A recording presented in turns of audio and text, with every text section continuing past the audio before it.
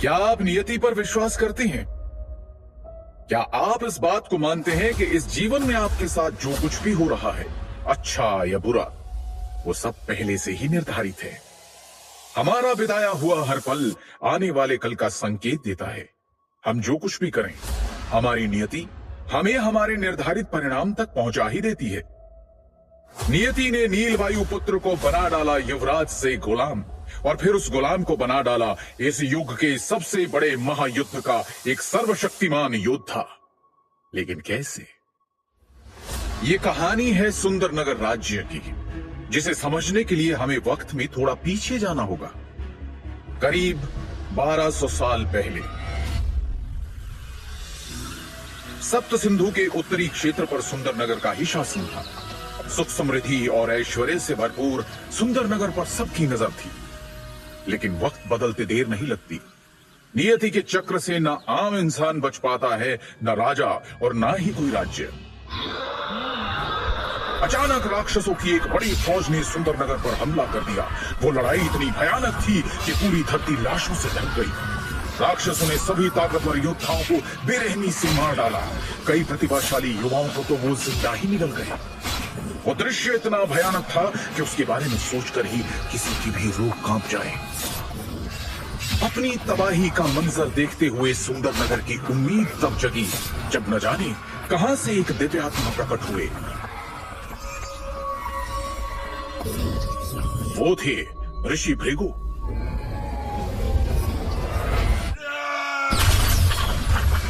उन्होंने सभी राक्षसों को अपनी पवित्र श्वेत अग्नि से जलाकर भस्म कर दिया और सुंदरनगर को तबाह होने से बचा लिया।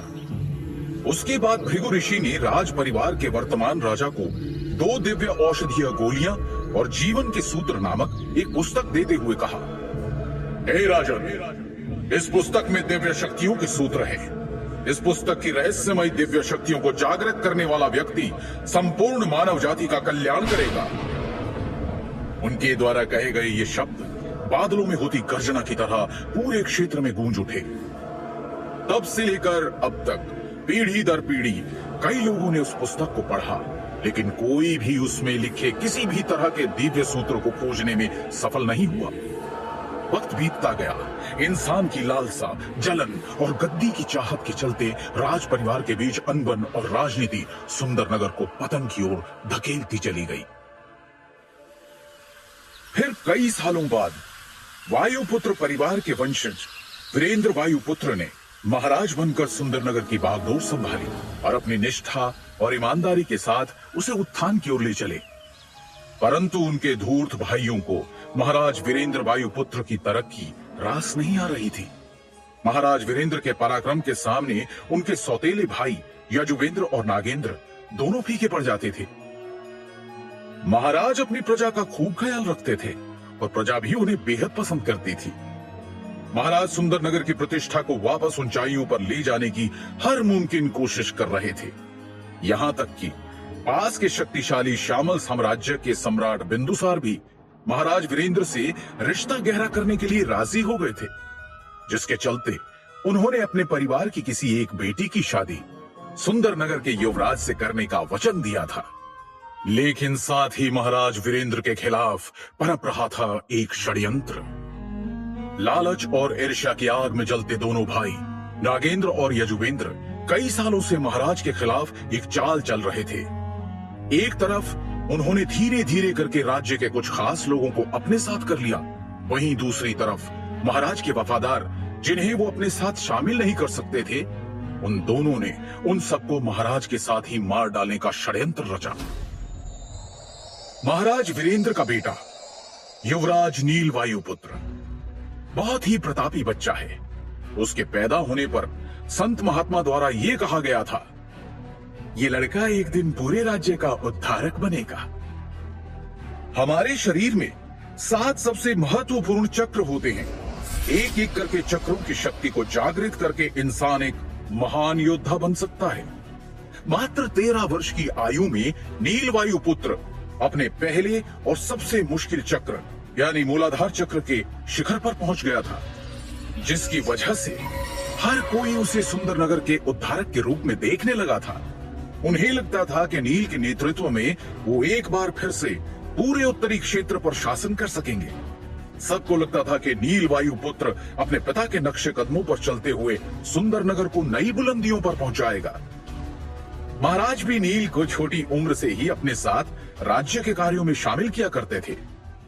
पता नहीं क्यों, लेकिन नील को कभी भी अपने दोनों चाचा कुछ ठीक नहीं लगते थे और उसे यह भी समझ नहीं आता था कि उनकी धूर्तता को महाराज क्यों नजरअंदाज कर देते हैं। श्यामल साम्राज्य के सम्राट के साथ संधि महोत्सव करने के बाद सुंदरनगर में भी उत्सव का माहौल था। राजमहल में 13 साल का नन्हा युवराज नील भागते हुए बड़े से कमरे का दरवाजा खोलकर अंदर आता है। वो कमरा बहुत ही भव्य था। उस कमरे में प्रवेश करते ही वो अपनी नन्ही नन्ही आंखों से चारों तरफ देखने लगा। ऐसा लग रहा था मानो वो किसी को ढूंढ रहा हो। तभी उसे कक्ष के कोने में एक बड़ी कुर्सी दिखाई दी जिस पर कोई बैठा था, लेकिन उसकी तरफ पीठ होने के कारण वो कुर्सी पर बैठे व्यक्ति का चेहरा नहीं देख पा रहा था। नील के चेहरे पर एक बड़ी मुस्कान आ गई और वो दौड़ते हुए कुर्सी के सामने गया। कुर्सी पर बैठे व्यक्ति का चेहरा देखते ही नील की नन्ही आंखों में खौफ उतर आया। उसकी आंखें फटी की फटी रह गई और वो जोर से चिल्लाया, पिताश्री! 13 साल के युवराज नील वायुपुत्र ने अपने पिता को तड़पते हुए देखा था। महाराज वीरेंद्र के मुंह से खून की धार बह रही थी और उनका चेहरा पूरी तरह से नीला पड़ चुका था। ऐसा लग रहा था जैसे महाराज को घातक जहर दिया गया हो। बच्चे की चीख सुनकर कुर्सी पर बैठे महाराज ने अचानक अपनी आंखें खोली और बोले, नील, मेरे बच्चे, तुम आ गए। अपने पिता को ऐसी हालत में देखकर नील घुटनों के बल बैठ गया और नम आंखों के साथ रुआंसा होकर बोला, आपको क्या हुआ है पिताश्री? महाराज ने नील को कोई जवाब नहीं दिया, मानो उन्होंने उसे सुना ही ना हो। फिर अपनी सांसों को काबू करते हुए वो धीमी आवाज में बोले, मैंने तुम्हें एक किताब दी थी, क्या तुमने उसे पूरी तरह से समझ लिया है? पिताश्री, हम इस बारे में बाद में भी बात कर सकते हैं, पहले हमें वैद्य जी के पास चलना चाहिए। नील ने हड़बड़ाकर कहा। मौत से कुछ ही पल दूर अपनी बची हुई शक्ति इकट्ठा करते हुए महाराज धीमे स्वर में बोले, उसके लिए बहुत देर हो चुकी है बेटा। उनकी बात सुनकर नील उन्हें अजीब भाव से देख रहा था। उसे समझ में नहीं आया कि आखिर उसके पिता ऐसा क्यों कह रहे थे। एक छोटे बच्चे के लिए यह नजारा बहुत ही तकलीफ देने वाला था। नील को देखकर उसके पिता के चेहरे पर एक दर्द भरी फीकी मुस्कान आ गई और उन्होंने कांपती हुई आवाज में कहा, नील, याद रखना, तुम हमारी आखिरी उम्मीद। इससे पहले कि वो अपनी बात पूरी कर पाते, अचानक उनके शरीर ने प्राण छोड़ दिए और वो कुर्सी पर ही दम तोड़ बैठे। ये देखकर नील की दर्द भरी चीख निकली, पिताश्री! इतने में सैनिकों की एक टुकड़ी राजमहल के उस कमरे में प्रवेश करती है और साथ ही राजा के जैसे कपड़े पहने हुए नागेंद्र और यजुवेंद्र वायुपुत्र आते हैं। अपने पिता की मृत्यु पर रोते बिलखते नील पर वो जरा सी भी दया नहीं दिखाते और सैनिकों को नील को कैद करने का आदेश देते हैं। उनके षड्यंत्र से अनजान मासूम नील झुंझलाकर बोला, छोड़ो मुझे, मैंने कुछ नहीं किया है, मुझे नहीं मालूम पिताश्री को किसने मारा। उसकी इस बात पर यजुवेंद्र जोर जोर से ठहाका लगाकर हंसने लगा और नील के करीब आकर बड़ी बेरहमी से उसने मासूम नील को बालों से पकड़ लिया। उसके चेहरे के भाव अचानक ही क्रूर हो गए। दिल तो करता है कि तुझे अभी जान से मार डालूं, लेकिन कितना मासूम है तू। मैंने क्या गुनाह किया है? मैंने कुछ नहीं किया है। चाचा जी, पिताश्री को वैद्य के पास ले चलिए ना, शायद वो इन्हें ठीक कर देंगे। नील यजुवेंद्र के आगे गिड़गिड़ाने लगा। इस पर यजुवेंद्र ने नील के बालों पर अपनी पकड़ को कसते हुए एक जोरदार तमाचा उसके गाल पे जड़ दिया और क्रूरता भरे अंदाज में बोला, तेरा गुनाह ये है कि तू एक गद्दार का बेटा है। तेरा बाप तो मर चुका है, इसलिए अब उसके गुनाहों की सजा तू भुगतेगा। तू एक कैदी का जीवन बिताएगा। रोज तेरी इतनी पिटाई होगी कि तू रोज हमसे मरने की भीख मांगेगा। ऐसा कहकर यजुवेंद्र सैनिकों को इशारा करता है।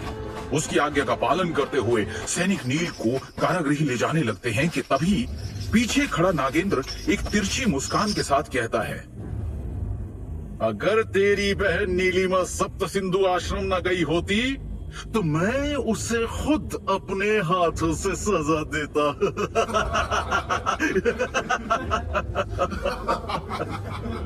उसकी ये बात सुनकर यजुवेंद्र और वहां मौजूद उनके खास आदमी जोर जोर से हंसने लगे।